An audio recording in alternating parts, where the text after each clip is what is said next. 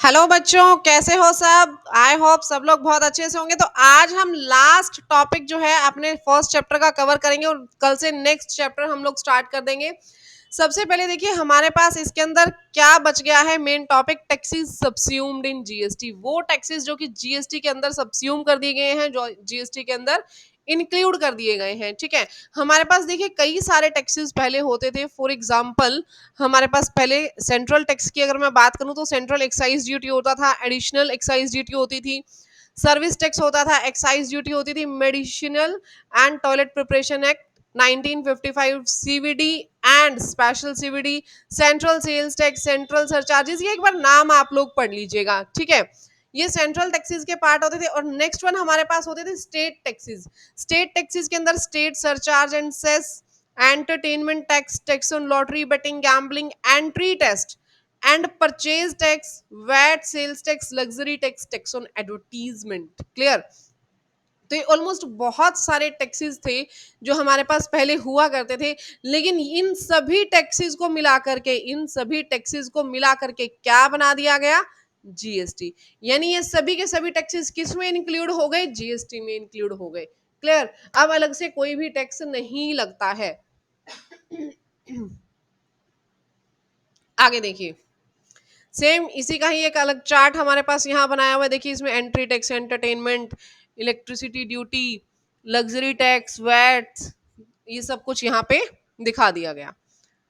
अब अगर हम बात करें, देखिए यहाँ पे एक छोटी सी पजल आपको दी हुई है। अल्कोहल विद इन जीएसटी और आउटसाइड जीएसटी, कौन सी जीएसटी के अंदर आएगी और कौन सी जीएसटी के अंदर नहीं आएगी। सबसे पहले आपके पास क्या दिया गया है? Alcohol for human consumption. Human consumption के लिए जो अल्कोहल है, क्या ये जीएसटी में आएगा? यस और नो? क्या ये जीएसटी में आएगा? यस और नो? नहीं, ये जीएसटी के अंदर नहीं आएगा। इसकी पावर किसके पास रहेगी? स्टेट के पास रहेगी। नेक्स्ट हम बात करें पेट्रोलियम प्रोडक्ट्स जो हो गए।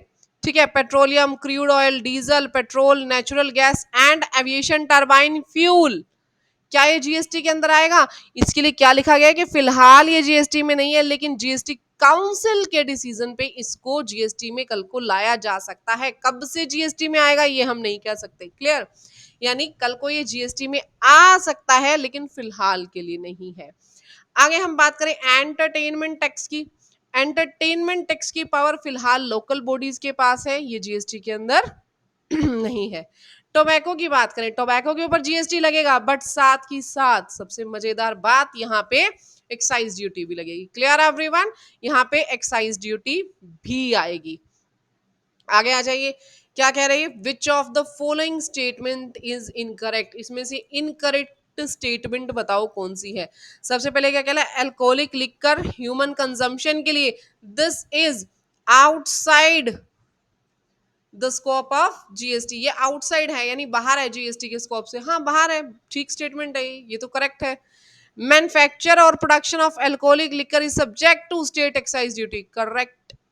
Interstate intrastate sale of alcohol is subject to CST और वैट, करेक्ट।